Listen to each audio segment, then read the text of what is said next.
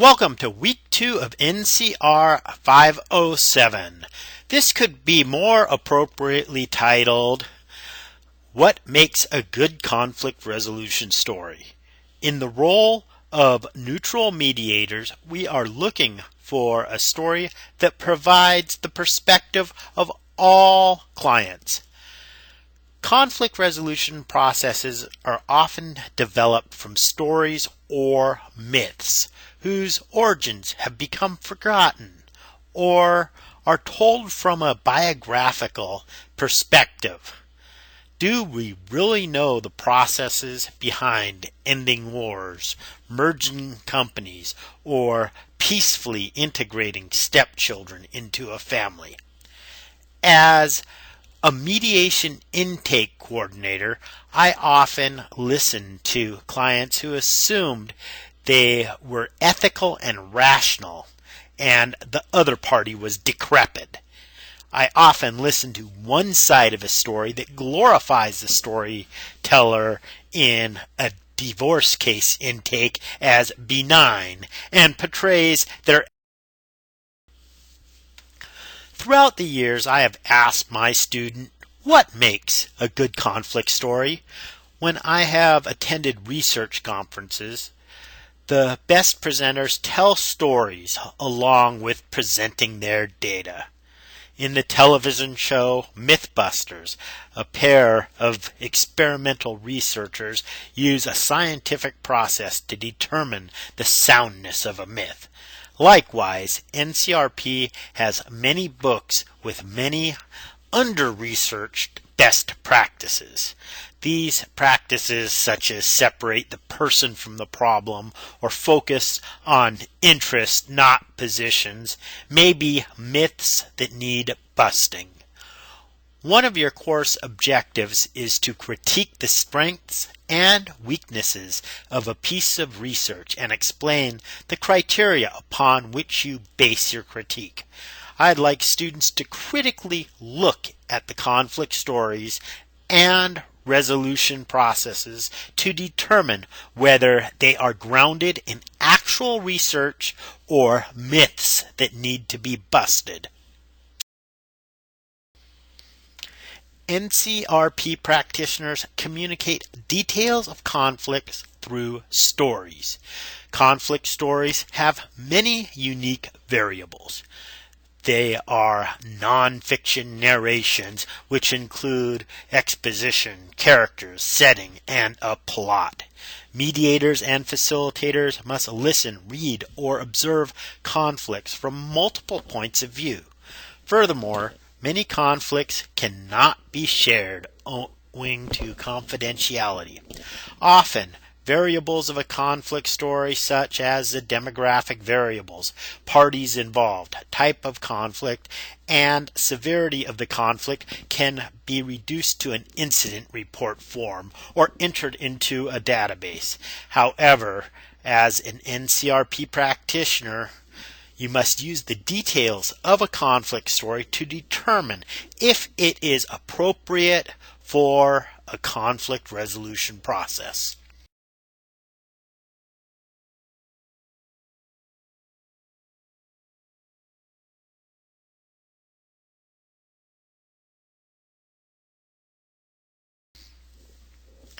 A conflict story describes a meaningful and divisive conflict at the interpersonal, group, organizational, or international level. The story clearly identifies all the significant clients, the level of conflict, and the interest of each party. Demographic variables are either stated or commonly understood by the audience. The details about each character includes gender, ethnicity, personal challenges, and relevant cultural variables. The issues are described from each party's perspective. Each party is recognized as a rational individual with valid interest. Finally, details are provided about the impact each client's position has on the other clients.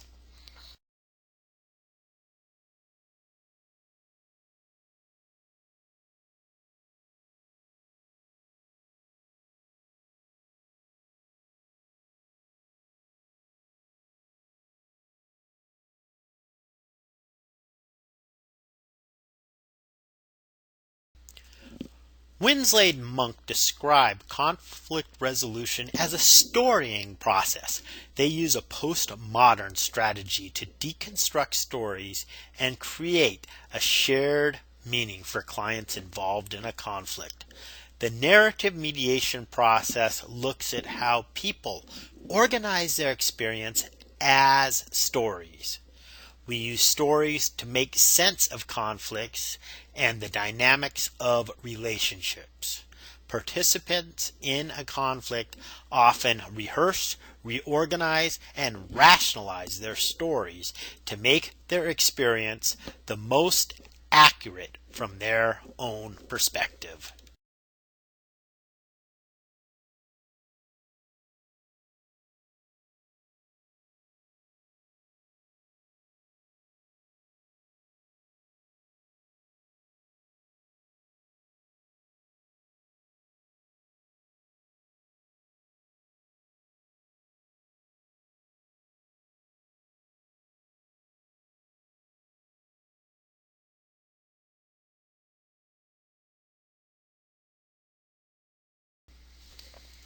Often, the details change according to the perspective of the person telling the story.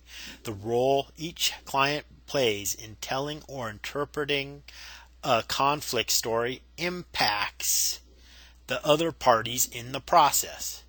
One example of different perspectives of a conflict story is the use of cell phones in high school.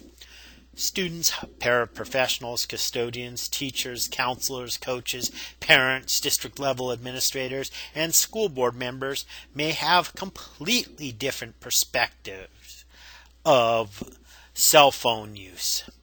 A high school principal would get one story from a teacher who believes a student is using a cell phone to cheat during a test. A student who is only texting a friend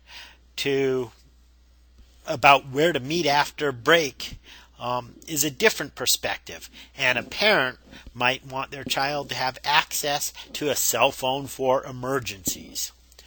The evidence can be deleted with a push of a button, and all that remains are stories from. The conflict resolution assignment is for you to tell the underlying story about your research question.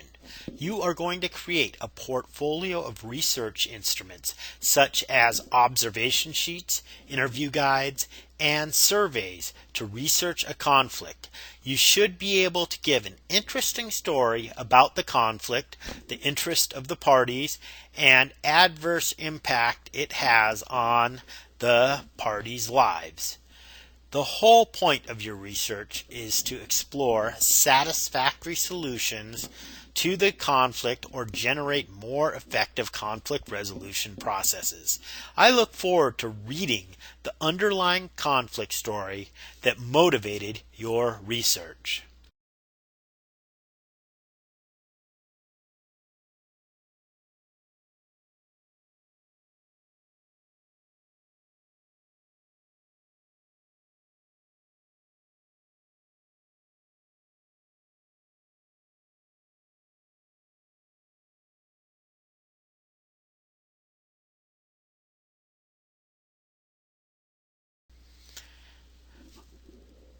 And with any presentation, here are the references to the books that I use. Now, once again, I look forward to reading the underlying conflict story that motivated your research.